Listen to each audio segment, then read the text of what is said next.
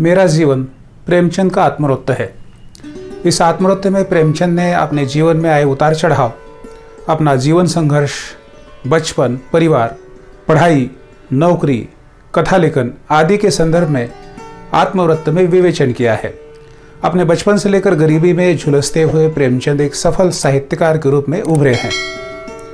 प्रस्तुत आत्मवृत्त मेरा जीवन प्रेमचंद के संघर्षमय जीवन को दर्शाता है। इस आत्मवृत्त में प्रेमचंद की संघर्षशीलता, अध्ययन के प्रति अपनी लगन, नौकरी के प्रति ईमानदारी, परिवार के प्रति उत्तरदायित्व, राष्ट्र के प्रति राष्ट्रप्रेम, लेखन के प्रति संवेदनशीलता आदि विशेषताओं को देखा जा सकता है। प्रेमचंद का जन्म संवत 1967 में हुआ। 15वें वर्ष में ही प्रेमचंद का विवाह हुआ। उनके विवाह के 1 वर्ष बाद ही उनके पिताजी का देहांत हो गया। तब वे 9वीं कक्षा में पढ़ते थे। घर में पत्नी, विमाता और उनके 2 बालक थे। आमदनी 1 पैसा भी नहीं थी। घर की सारी जिम्मेदारी प्रेमचंद के कंधों पर आ जाती है। तब वे एक लड़के को पढ़ाने जाते हैं। मैट्रिक 2nd डिवीजन में पास होने के बाद वे प्रिंस कॉलेज में भर्ती होना चाहते थे, लेकिन कॉलेज की फीस की बड़ी समस्या थी। प्रिंसिपल से मिले, लेकिन कुछ फायदा नहीं हुआ।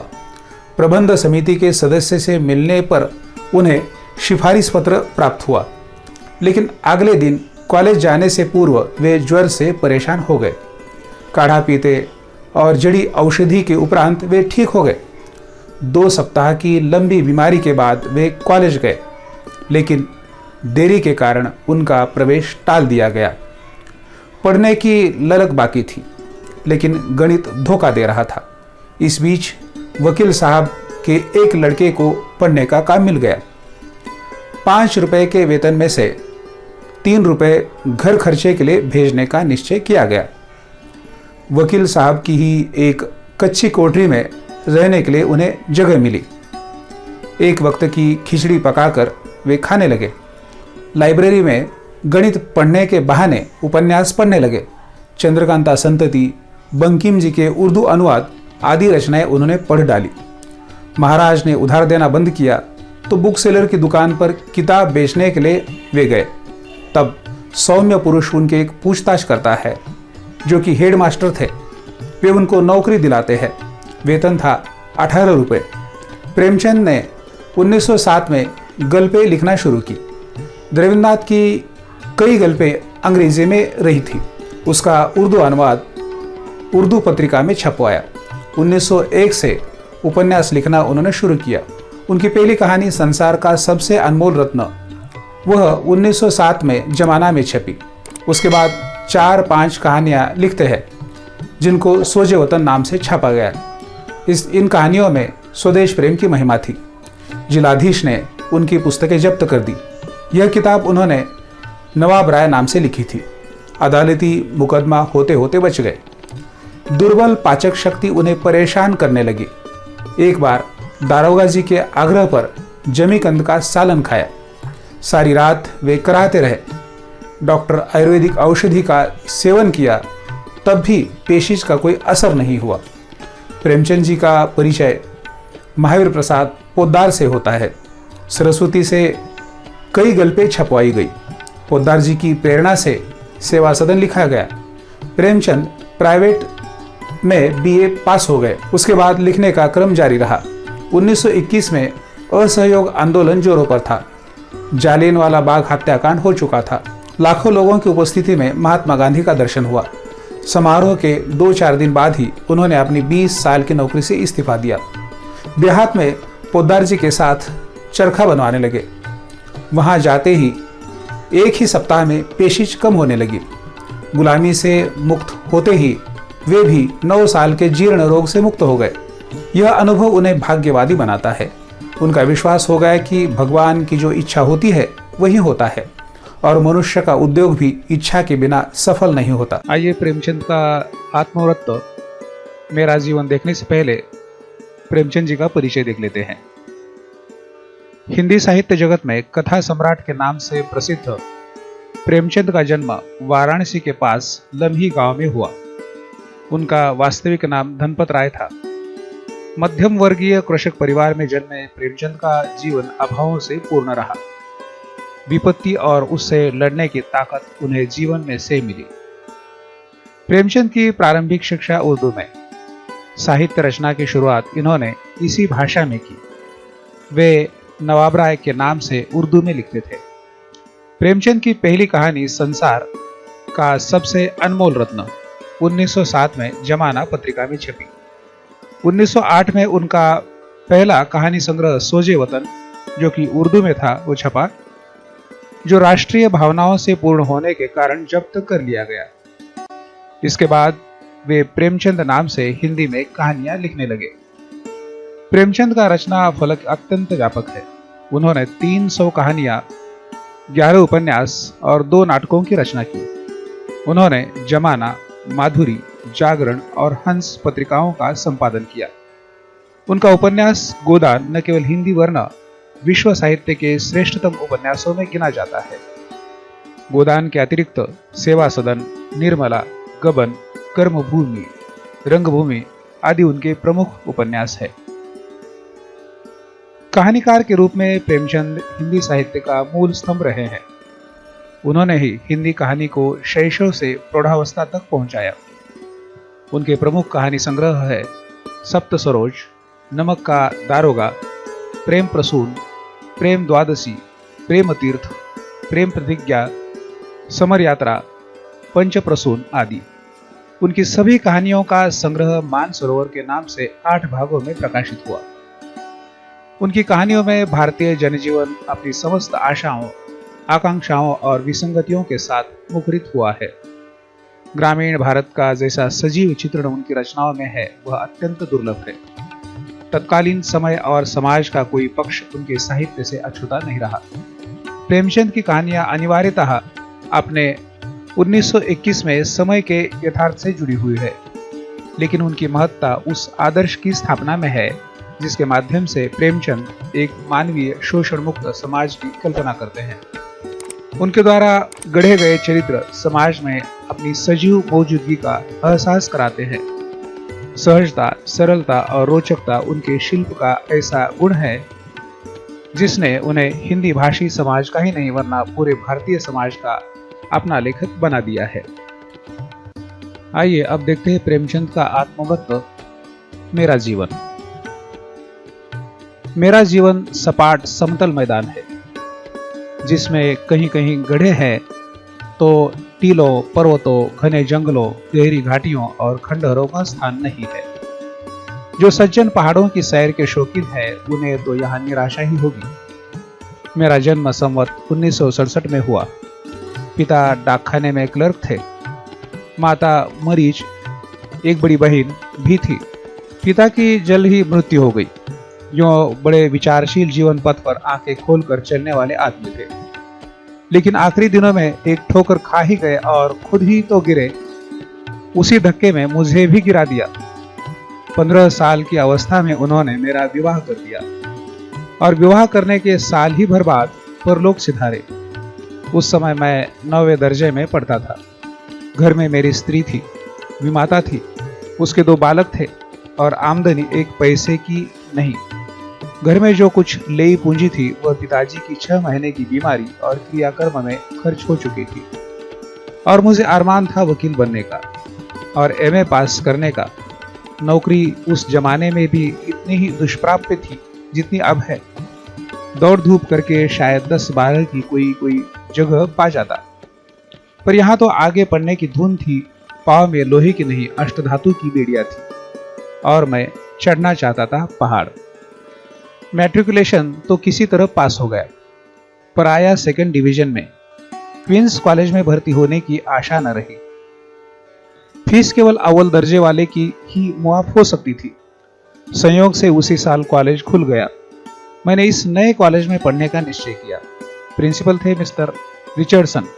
उनके मकान पर गया। वो पूरे हिंदुस्तानी वेश में थे। कुर्ता और धोती पहने फर्श पर बैठे कुछ लिख रहे थे, मगर मिजाज को तब्दील करना इतना आसान न था। मेरी प्रार्थना सुनकर आदि ही कहने पाया था। बोले कि घर में कॉलेज की बातचीत नहीं करता, कॉलेज में आओ। खैर कॉलेज में गया। मुलाकात तो हुई, पर निराशाजनक। फीस मुआफ न हो सकती थी, पर अब क्या करूं? अगर प्रतिष्ठित सिफारिशें ला सकता तो शायद मेरी प्रार्थना पर कुछ विचार होता, लेकिन देहाती युवक को शहर में कौन जानता ही कौन था। रोज घर में चलता कि कहीं से सिफारिश लाऊं, पर 12 मील की मंजिल मारकर शाम को घर लौट आता। किससे कहूं, कोई अपना पूछतर न था। कई दिनों के बाद सिफारिश मिली। एक ठाकुर इंद्र नारायण सिंह हिंदू कॉलेज की प्रबंधन समिति सभा में थे। उनसे जाकर रोया। उन्हें मुझ पर दया आ गई। सिफारिश चिट्ठी दे दी। उस समय मेरे आनंद की सीमा न रही। खुश होता हुआ आया। दूसरे दिन प्रिंसिपल से मिलने का इरादा था, लेकिन घर पहुंचते ही मुझे ज्वर आ गया और 2 सप्ताह से पहले न हिला। नीम का काढ़ा पीते पीते नाक में दम आ गया। एक दिन द्वार पर बैठा था कि मेरे पुरोहित जी आ गए।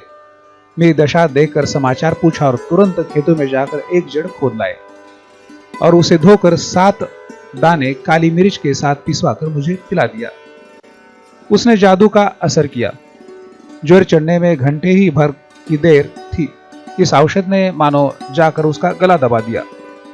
मैंने पंडित जी से बार बार उस जड़ी का नाम पूछा, पर उन्होंने न बताया। कहा, नाम बताने से उसका असर जाता रहेगा। उस महीने बाद मैं फिर मिस्टर रिचर्डसन से मिला और सिफारिशी चिट्ठी दिखाई। प्रिंसिपल ने मेरी तरफ तीव्र नेत्रों से देखकर पूछा, इतने दिन कहाँ थे? बीमार हो गया था।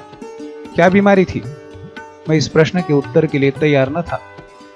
अगर ज्वर बताता तो शायद साहब मुझे झूठा समझे। ज्वर मेरी समझ में हल्की सी चीज थी, जिसके लिए इतनी लंबी गैरहाजिरी अनावश्यक थी। कोई ऐसी बीमारी बतानी चाहिए जो अपनी कष्ट साध्यता के कारण दया को भी उभारे। उस वक्त मुझे और किसी बीमारी का नाम याद न आया। ठाकुर इंद्रपाल सिंह से जब मैं सिफारिश के लिए मिला था तो उन्होंने अपने दिल की धड़कन की बीमारी की चर्चा की थी। वो शब्द मुझे याद आ गया। मैंने कहा, पेल्पिटेशन ऑफ हार्ट सर। साहब ने विस्मित होकर मेरी ओर देखा और कहा, अब तुम बिल्कुल अच्छे हो? जी हाँ। अच्छा, प्रवेश पत्र भरकर लाओ। मैंने समझा बेड़ा पार हुआ। फॉर्म लिया, खानापुरी की और पेश कर दिया। साहब उस समय कोई क्लास ले रहे थे। 3 बजे फॉर्म वापस मिला। उस पर लिखा था, इसकी योग्यता की जांच की जाए। यह नई समस्या उपस्थित हुई। मेरा दिल बैठ गया। अंग्रेजी के सिवा और किसी विषय में पास होने की मुझे आशा न थी और बीजगणित और रेखागणित से तो रूह कांपती थी। जो कुछ याद था वह भी भूल भाल गया था, लेकिन दूसरा उपाय भी क्या था? भाग्य का भरोसा करके ले गया और अपना फॉर्म दिखाया। प्रोफेसर साहब बंगाली थे, अंग्रेजी पढ़ा रहे थे। वॉशिंगटन इवनिंग का रिप्यूआन विंकिल था। मैं पीछे की कतार में जाकर बैठ गया और 2 ही 4 मिनट में मुझे ज्ञात हो गया कि प्रोफेसर साहब अपने विषय के ज्ञाता है। घंटा समाप्त होने पर उन्होंने आज के पाठ पर मुझसे कई प्रश्न किए और फॉर्म पर संतोषजनक लिख दिया। दूसरा घंटा बीजगणित का था। इसके प्रोफेसर भी बंगाली थे। मैंने अपना फॉर्म दिखाया। नई संस्थाओं में प्राय वही छात्र आते हैं जिन्हें कहीं जगह नहीं मिलती। यहां भी यही हाल था। क्लासों में अयोग्य छात्र भरे हुए थे। पहले रेले में जो आया वह भर्ती हो गया। भूख में साग पात सभी रुचिकर होता है। जब पेट भर गया था, छात्र चुन चुनकर लिए जाते थे। इन प्रोफेसर साहब ने गणित में मेरी परीक्षा ली और मैं फेल हो गया। फॉर्म पर गणित के खाने में असंतोषजनक लिख दिया गया। मैं इतना हताश हुआ कि फॉर्म लेकर फिर प्रिंसिपल के पास न गया, सीधा घर चला आया। गणित मेरे लिए गौरीशंकर की चोटी थी। कभी उस पर न चढ़ सका। इंटरमीडिएट में 2 बार गणित में फेल हुआ और निराश होकर इम्तिहान देना छोड़ दिया। 10-12 साल के बाद जब गणित की परीक्षा में अख्तियारी हो गई, तब मैंने दूसरे विषय लेकर उसे आसानी से पास कर लिया। उस समय तक यूनिवर्सिटी के इस नियम में कितने युवकों की आकांक्षाओं का खून किया, कौन कह सकता है। खैर, मैं निराश होकर घर तो लौट आया, लेकिन पढ़ने की लालसा अभी तक बनी हुई थी। घर बैठकर क्या करता? किसी तरह गणित को सुधारूं और कॉलेज में भर्ती हो जाऊं, यही धुन थी। इसके लिए शहर में रहना जरूरी था। संयोग से एक वकील साहब के लड़के को पढ़ाने का काम मिल गया। 5 रुपए ठहरा। मैंने 2 रुपए में अपना गुजर करके 3 रुपए घर पर देने का निश्चय किया।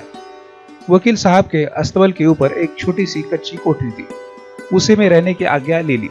एक टाट का टुकड़ा बिछा दिया, बाजार से एक छोटा सा लैंप लाया और शहर में रहने लगा।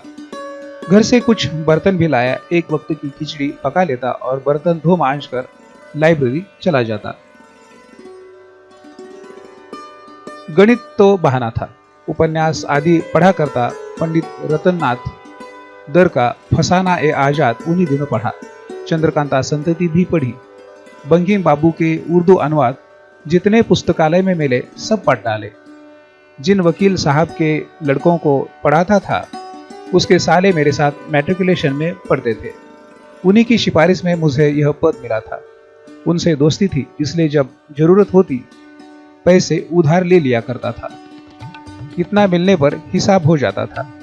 कभी 2 रुपए हाथ आते, कभी 3।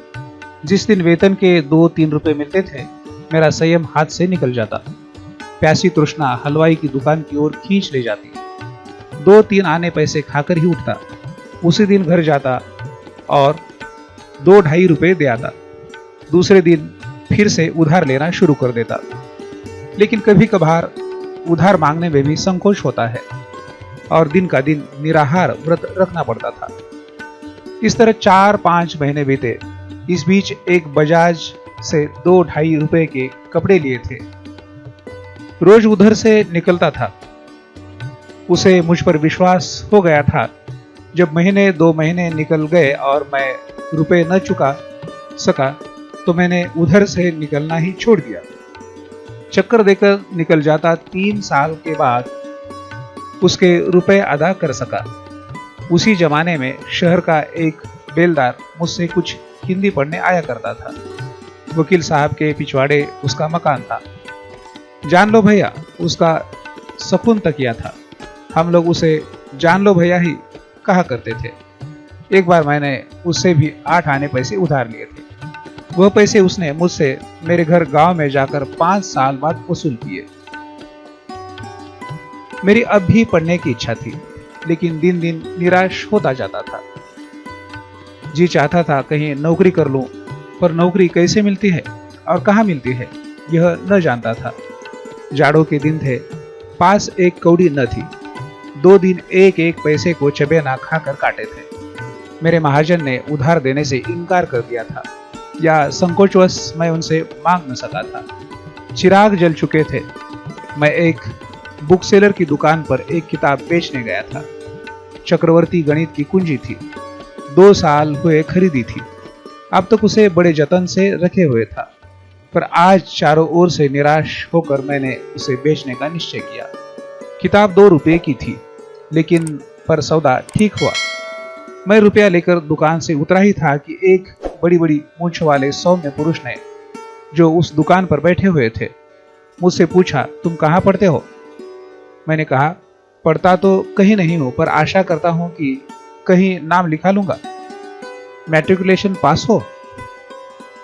जी हाँ। नौकरी करने की इच्छा तो नहीं है? वह सज्जन एक छोटे से स्कूल के हेडमास्टर थे। इन्हें एक सहकारी अध्यापक की जरूरत थी। 18 रुपए वेतन था। मैंने स्वीकार कर लिया। 18 रुपए उस समय मेरी निराश व्यथित कल्पना की ऊंची से ऊंची उड़ान से ऊपर थे।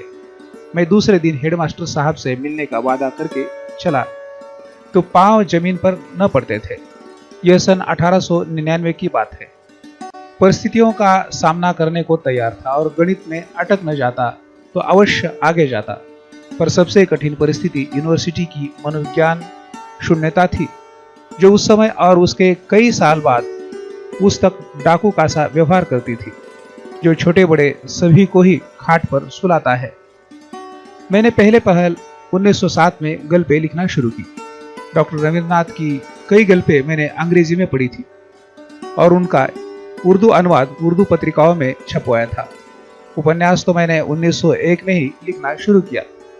मेरा एक उपन्यास 1902 में निकला और दूसरा 1904 में, लेकिन गल्प 1907 से पहले मैंने एक भी न लिखी। मेरी पहली कहानी का नाम था संसार का सबसे अनमोल रत्न। वह 1907 में जमाना में छपी। उसके बाद मैंने 4-5 कहानियां लिखी। 5 कहानियों का संग्रह सोजे वतन के नाम से 1909 में छपा। उस समय वंग भंग का आंदोलन हो रहा था।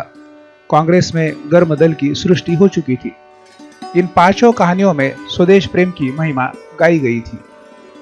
उस वक्त मैं शिक्षा विभाग में सब डिप्टी इंस्पेक्टर था। आमिरपुर जिले में तैनात था। पुस्तक को छपे 6 महीने हो चुके थे। एक दिन मैं रात अपनी राउटी में बैठा हुआ था कि मेरे नाम जिलाधीश का परवाना पहुंचा कि मुझसे तुरंत मिलो। जाड़े के दिन थे, साहब दौरे पर थे। मैंने बैलगाड़ी जुतवाई और रातों रात 30-40 मील तय करके दूसरे दिन साहब से मिला। साहब के सामने सोजे वतन की एक प्रति रखी हुई थी। मेरा माथा ठनका। उस वक्त मैं नवाब राय के नाम से लिखा करता था। मुझे इसका कुछ पता मिल चुका था कि खुफिया पुलिस इस किताब के लेखक की खोज में है। समझ गया उन लोगों ने मुझे खोज निकाला है और इसी की जवाबदेही करने के लिए मुझे बुलाया गया है। साहब ने मुझसे पूछा, यह पुस्तक तुमने लिखी है? मैंने स्वीकार किया। साहब ने मुझसे एक एक कहानी का आशय पूछा और अंत में बिगड़कर बोले, तुम्हारी कहानियों में सिडिशन भरा हुआ था। अपने भाग्य को बखानों की अंग्रेजी अमलदारी में हो। मुगलों का राज्य होता तो तुम्हारे दोनों हाथ काट लिए जाते। तुम्हारी कहानियां एकांगी है। तुमने अंग्रेजी सरकार की तौहीन की है आदि। फैसला यह हुआ कि सोजे वतन की सारी प्रतियां सरकार के हवाले कर दूं और साहब की अनुमति के बिना कभी कुछ न लिखूं। मैं समझा, चलो सस्ता छूटे। 1000 प्रतियां छिपी थी। अभी मुश्किल से 300 बिकी थी। 700 प्रतियां मैंने जमाना कार्यालय से मंगवाकर साहब की सेवा में अर्पण कर दी। मैंने समझा था कि बला टल गई, किंतु अधिकारियों को इतनी आसानी से संतोष न हो सका। मुझे बाद में मालूम हुआ कि साहब ने इस विषय में जिले के अन्य कर्मचारियों से परामर्श किया। Superintendent of police, 2 deputy collector और डिप्टी इंस्पेक्टर जिनका मैं मातहत था, मेरी तकदीर का फैसला करने बैठे एक डिप्टी कलेक्टर साहब ने गल्पों से उद्धरण निकालकर सिद्ध किया कि इनमें आदि से अंत तक सिडिशन के सिवाय कुछ नहीं है और सिडिशन भी साधारण नहीं बल्कि संक्रामक। पुलिस के देवता ने कहा, ऐसे खतरनाक आदमी को जरूर सख्त सजा देनी चाहिए। डिप्टी इंस्पेक्टर साहब मुझसे बहुत स्नेह करते थे, इस भय से कि कहीं मामला तूल न पकड़ ले। उन्होंने यह प्रस्ताव किया कि वह मित्रभाव से मेरी राजनीतिक विचारों की थाह ले, उस कमेटी में रिपोर्ट पेश करे। उनका विचार था कि मुझे समझा दे और रिपोर्ट में लिख दे कि लेखक केवल कलम का उग्र है और राजनीतिक आंदोलन में उसका कोई संबंध नहीं है। कमेटी ने उसके प्रस्ताव को स्वीकार किया। हालांकि पुलिस के देवता उस वक्त भी पैतरे बदलते रहे। सहसा कलेक्टर साहब ने डिप्टी इंस्पेक्टर से पूछा, आपको आशा है कि वह आपसे अपने दिल की बातें कह देगा? आप मित्र बनकर उसका भेद लेना चाहते हैं? यह तो मुखबिरी है, मैं उसे कमीनापन समझता हूं। डिप्टी साहब अप्रतिभ होकर हकलाते हुए बोले, मैं तो हुजूर के हुक्म। साहब ने बात काटी, नहीं, यह मेरा हुक्म नहीं है। मैं ऐसा हुक्म नहीं देना चाहता। अगर पुस्तक में लेखक का सिडिशन साबित हो सके तो खुली अदालत में मुकदमा चलाइए, नहीं धमकी देकर छोड़ दीजिए। मुंह में राम, बगल में छुरी मुझे पसंद नहीं है। मैं जब वह वृत्तांत डिप्टी इंस्पेक्टर साहब ने कई दिन पीछे खुद मुझसे कहा तो मैंने पूछा, क्या आप सचमुच मेरी मुखबिरी करते? वह हंसकर बोले, असंभव। कोई लाख रुपए भी देता तो न करता। मैं तो केवल अदालती कार्रवाई रोकना चाहता था और वह रुक गई। मुकदमा अदालत में आता तो सजा हो जाना यकीन था। यहाँ आपकी पैरवी करने वाला भी कोई न मिलता। मगर साहब है शरीफ आदमी, मैंने स्वीकार किया, बहुत ही शरीफ। मैं हमीरपुर में ही था कि मुझे पेशिश की शिकायत पैदा हो गई। गर्मी के दिनों में देहातों में कोई हरी तरकारी मिलती न थी। इस बार कई दिन तक लगातार सूखी घुइयां खानी पड़ी। जो मैं घुइयों को बिच्छू समझता हूँ और तब भी समझता था, लेकिन न जाने क्यों कर यह धारणा मन में हो गई कि अजवाइन से घुइयां का बादीपन जाता रहता है। खूब अजवाइन खा लिया। 10-12 दिन तक किसी तरह का कष्ट न हुआ। मैंने समझा शायद बुंदेलखंड की पहाड़ी जलवायु ने मेरी दुर्बल पाचक शक्ति को तीव्र कर दिया। लेकिन एक दिन पेट में दर्द हुआ और सारे दिन में मछली की भांति तड़पता रहा। फकिया लगाई मगर दर्द न कम हुआ। दूसरे दिन मैं पेशिश हो गई, मल के साथ आव आने लगा लेकिन दर्द जाता रहा। एक महीना बीत चुका था। मैं एक कस्बे में पहुंचा तो वहां के थानेदार साहब ने मुझसे थाने में ही ठहरने और भोजन करने का आग्रह किया। कई दिन से मूंग की दाल खाते और पत्ते करते करते ऊब उठा था। सोचा क्या हरज है, आज यहीं ठहरो, भोजन तो स्वादिष्ट मिलेगा। थाने में ही अड्डा जमा दिया। दारोगा जी ने जमीकंद का सालन पकवाया, पकौड़िया, दही बड़े, पुलाव मैंने एहतियात से खाया। जमीकंद तो मैंने केवल 2 फाके खाई, लेकिन खा पीकर जब थाने के सामने दारोगा जी के फूस के बंगले में लेटा तो 2-2.5 घंटे के बाद पेट में फिर दर्द होने लगा। सारी रात और अगले दिन भर कराहता रहा। सोडे की 2 बोतलें पीने के बाद के हुई तो जाकर चैन मिला। मुझे विश्वास हो गया यह जमीकंद की कारस्तानी है। भुइयां से पहले मेरी कुट्टी हो चुकी थी, जब जमीकंद से भी बैर हो गया था। तब से इन दोनों चीजों की सूरत देखकर मैं कांप जाता हूं। दर्द तो फिर हो जाता, पर पेचिश ने अड्डा जमा लिया। पेट में 24 घंटे तनाव बना रहता, अफस हुआ करता। संयम के साथ 4-5 मील टहलने जाता, व्यायाम करता, पथ्य में भोजन करता, कोई न कोई औषधि भी खाया करता, किंतु पेचिश टलने का नाम न लेती थी और देह भी घुलती जाती थी। कई बार कानपुर आकर दवा कराई। एक बार महीने भर प्रयाग में डॉक्टरी और आयुर्वेदिक औषधियों का सेवन किया, पर कोई फायदा नहीं हुआ। तब मैंने तबादला कराया। चाहता था रोहिलखंड पर पटका गया बस्ती के जिले में और हल्का वह मिला जो नेपाल की तराई में। सौभाग्य से वही मेरा परिचय स्वर्गीय पंडित मन्नत द्विवेदी जी गजपुरी जी से हुआ, जो डोमरियागंज के तहसीलदार थे। कभी कभी उनके साथ साहित्य चर्चा हो जाती थी, लेकिन यहाँ आकर पेचिश और बढ़ गई थी। तब मैंने 6 महीने की छुट्टी ली और लखनऊ के मेडिकल कॉलेज से निराश होकर काशी के एक हकीम से इलाज कराने गया। 3-4 महीने बाद थोड़ा सा फायदा तो मालूम हुआ, पर बीमारी जड़ से न गई। जब फिर बस्ती पहुंचा तो वही हालत हो गई। तब मैंने दौरे की नौकरी छोड़ दी और गस्ती हाई स्कूल में स्कूल मास्टर हो गया। यहाँ से तब्दील होकर गोरखपुर पहुंचा। पेचिश पूर्ववत जारी रही। यहाँ मेरा परिचय महावीर प्रसाद पोद्दार से हुआ, जो साहित्य के मर्मज्ञ, राष्ट्र के सच्चे और बड़े ही उद्योगी पुरुष थे। मैंने बस्ती से ही सरस्वती में कई गल्पें छपवाई थी। पोद्दार जी की प्रेरणा से मैंने फिर उपन्यास लिखा और सेवा सदन की सृष्टि हुई। वही मैंने प्राइवेट BA भी पास किया। सेवा सदन का जो आदर हुआ उससे उत्साहित होकर मैंने प्रेमाश्रम भी लिखा और गल्पे भी बराबर लिखता रहा। कुछ मित्रों की, विशेषकर पोद्दार जी की सलाह से मैंने जन चिकित्सा आरंभ की, लेकिन 3-4 महीने के स्नान और पथ्य का मेरे दुर्भाग्य से यह परिणाम हुआ कि मेरा पेट बढ़ गया और मुझे रास्ता चलने में दुर्लभता मालूम होने लगी। एक बार कई मित्रों के साथ मुझे एक जीने पर चढ़ने का अवसर पड़ा और लोग धड़धड़ाते हुए चले गए, पर मेरे पांव ही न उठते थे। बड़ी मुश्किल से हाथों का सहारा लेते हुए ऊपर पहुंचा। उसी दिन मुझे अपनी कमजोरी का यथार्थ ज्ञान हुआ। समझ गया अब थोड़े दिनों का और मेहमान हूं। जल चिकित्सा बंद कर दी।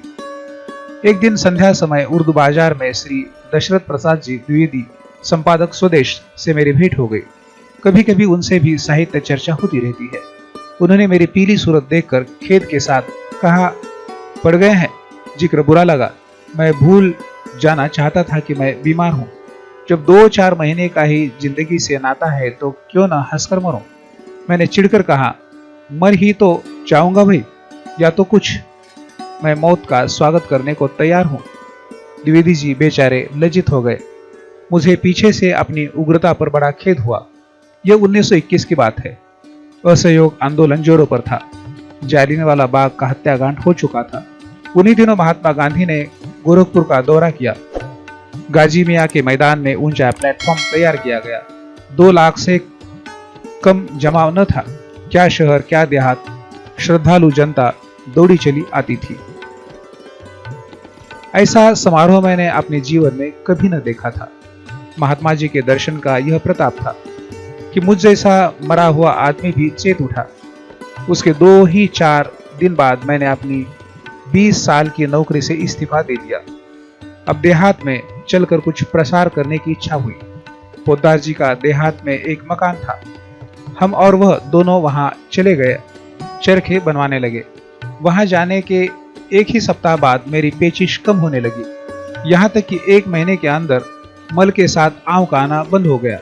फिर मैं काशी चला आया और अपने देहात में बैठकर कुछ प्रसार और कुछ साहित्य सेवा में जीवन को सार्थक करने लगा। गुलामी से मुक्त होते ही मैं 9 साल के जीर्ण रोग से मुक्त हो गया। इस अनुभव ने मुझे कट्टर भाग्यवादी बना दिया। अब मेरा दृढ़ विश्वास है कि भगवान की जो इच्छा होती है वही होता है और मनुष्य का उद्योग भी इच्छा के बिना सफल नहीं होता। छात्रों, इसी तरह के अपने विश्वविद्यालय के पाठ्यक्रम, हिंदी प्रतियोगी परीक्षा तथा नेट सेट आदि परीक्षाओं के लिए उपयोगी वीडियो देखने के लिए इस चैनल को लाइक, शेयर और सब्सक्राइब करना न भूलें।